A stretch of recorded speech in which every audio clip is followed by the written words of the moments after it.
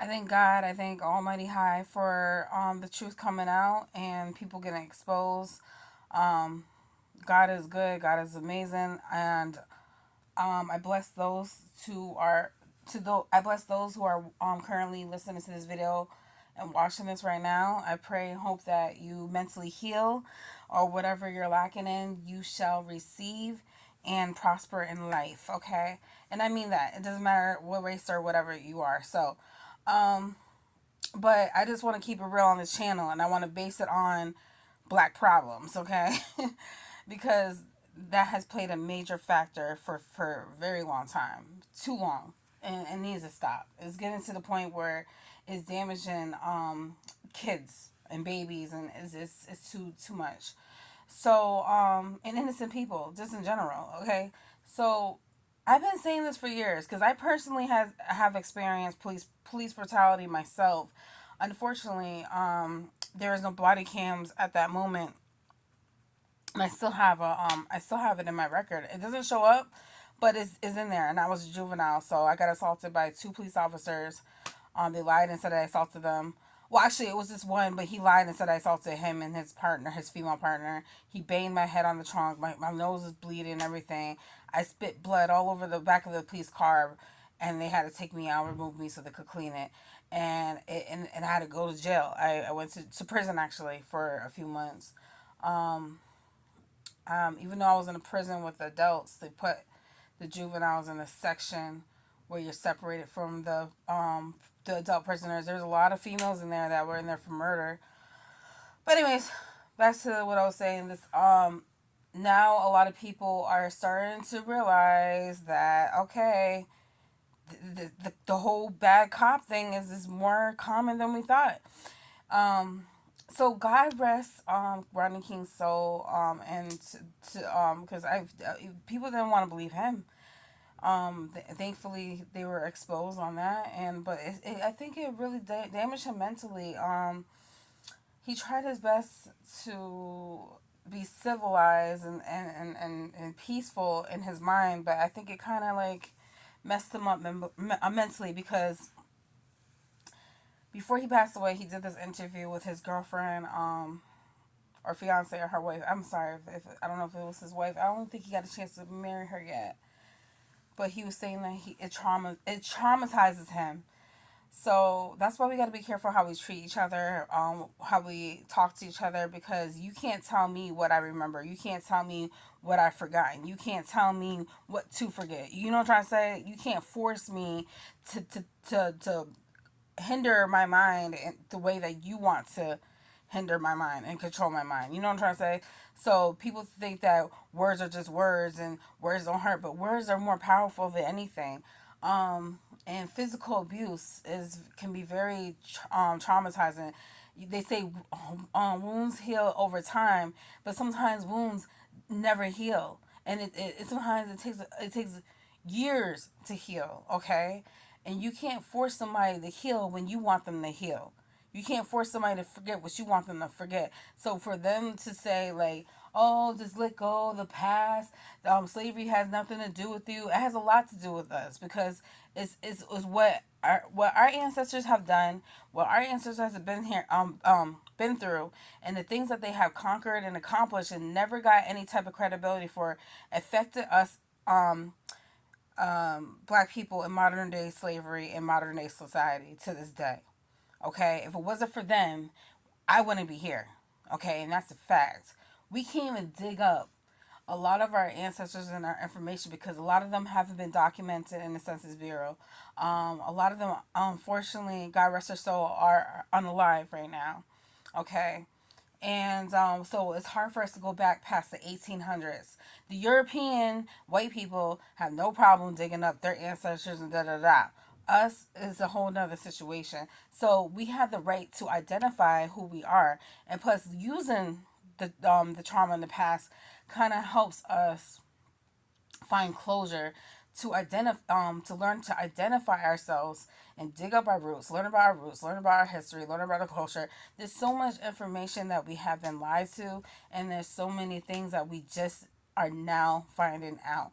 It's like there's so many broken pieces that we had to put together. So it's not just one information. It's a book on top of another book that we had to read in order to find these things out. Not even just that.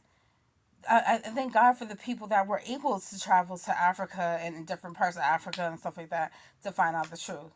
They changed the name of Africa. They changed the name of Egypt. It was originally called Kemet. So they changed the name. It was a lot of things. Kush, I heard, was a big, tremendous part of it's a tremendous. Actually, Kush I think is bigger than Egypt. Kush has more to it than Egypt, aka Kemet. So back to this police brutality thing. It's affecting us to this day.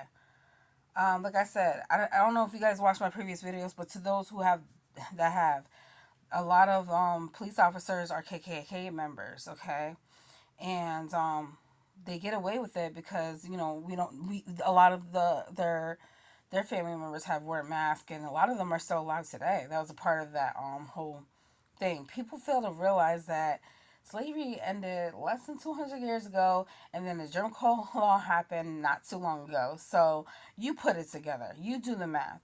Um, so for people to act like slavery ended like 1,000 years ago or whatever, it's just ridiculous. Like, and another thing, they don't want us to admit and expose like the truth that of things and bring awareness to people. They feel like it's not a big deal. They just don't want to get it. They just don't want to get it, and they just don't care unless they get held accountable, but they still, even when they get caught, they put these fake crocodile tears on.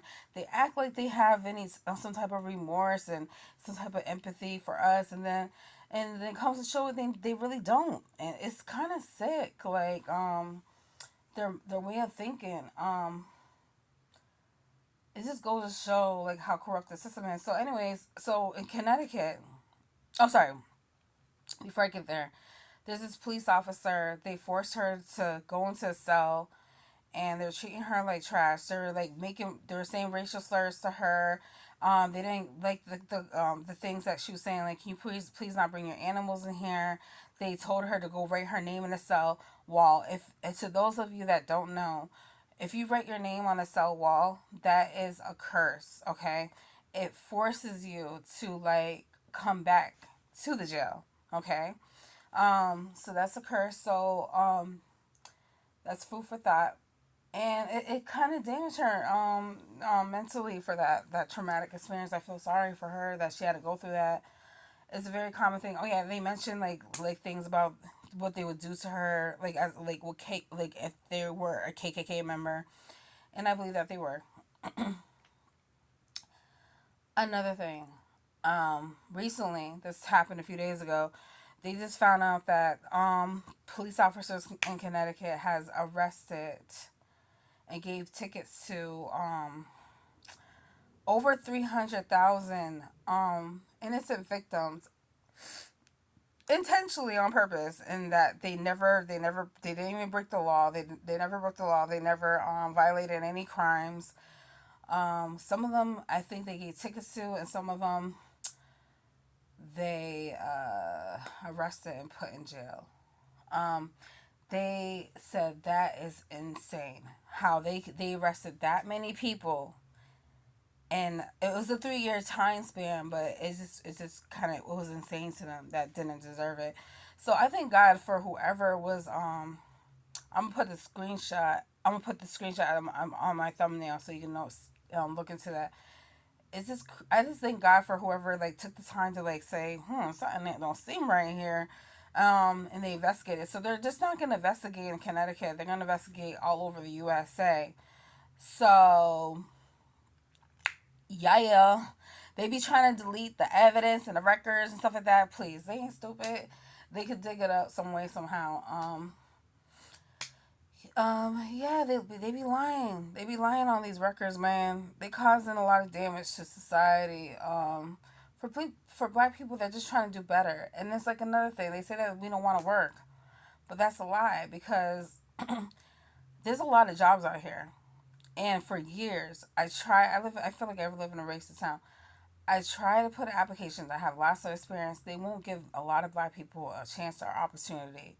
They'll probably hire one black person just to keep the quota on intact, so they won't get target. It's just a common thing. It's been happening for too long. So when they say, "Oh, people don't want to wear it, people are lazy," that's cap. That's cap. They cut off a lot of third shift position jobs. They're just trying to save money. They don't want to. They don't want to spend more money. They're making these young kids, and people that's been there since the beginning, work these crazy long shifts, and not even just that, they're not getting that many breaks because they have to fill in different positions. So they're all over the place.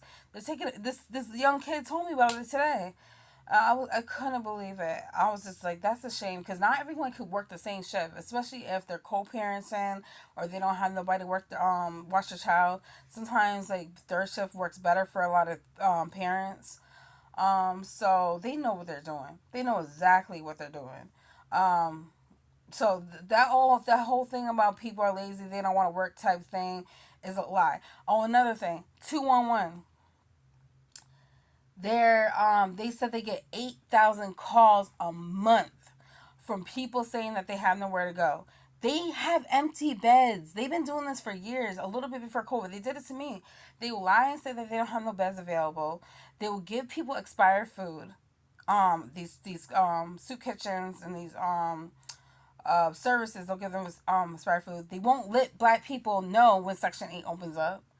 They'll lie about that. They'll withhold a lot of information, and then they'll put you in shelters with a lot of drug addicts. And if you don't snitch on them, they'll kick you out. And what else? Um, they'll help a lot of white people or white drug addicts. I'm just saying this. I'm not trying to be rude or anything. I'm just trying to paint a picture in your mind so you can understand what I'm trying to say, so you could like get the point here. Um, they'll put a lot of white drug addicts or in an apartment, and they just ask for services a lot later than me, and I was in the system. I was in the program for like this is like for advocate, like an advocate type of thing, to help with resources, and I was sleeping in my car at the time. This is years ago. um yeah, this is like before COVID, and they helped them and never helped me. I had to literally help myself. It's kind of sad. Like, one of the ladies, she was supposed to help me with taxes. She just messed everything up. Thankfully, someone was able to fix the situation. So yeah, this is very sad, and they don't care. They do not care. So yeah, so to this day, 211 is making excuses that they can't help everyone. They're saying that they need more money and funds and resources and whatever. Um, they're blaming it on the minimum wage, or I don't know. They're making up these dumb excuses like, come on now. They spent billions of dollars on the war. I think she did say that. I think she said that the government spends unnecessary money on things that are not beneficial to the community. I don't know. I can't remember, but that's just a little food for thought, a little updated information to let people know that stop trying to make up these excuses, making it seem like people are lazy, they don't want to work. Yeah, there is some people that really are lazy that don't want to work. But there's people that do. Don't put every black person in the same category. You know what I'm trying to say? There's black people in this world that's going through way worse. That's trying to make ends meet. Okay, and stop blaming everything on the rap community and the rap industry. I've never been to a real concert, so take me out of that. And not every black mother wants to be a single mother. Okay, it's not always by choice. You don't know what's going on behind closed doors, so stop stereotyping single black mothers. Okay, this has been going on since the slavery times and the Jim Crow law times, when they took the black man out of the home to go fight in the Civil War, and then it happened during when welfare started around. They took the black man out of the home, so because the women couldn't collect any type of welfare. So stop that. You don't know nothing. If you've never been in a black person's struggle shoes, then you have no right to speak for us. Stop making assumptions and judging from the other side when you don't know anything. Thank you.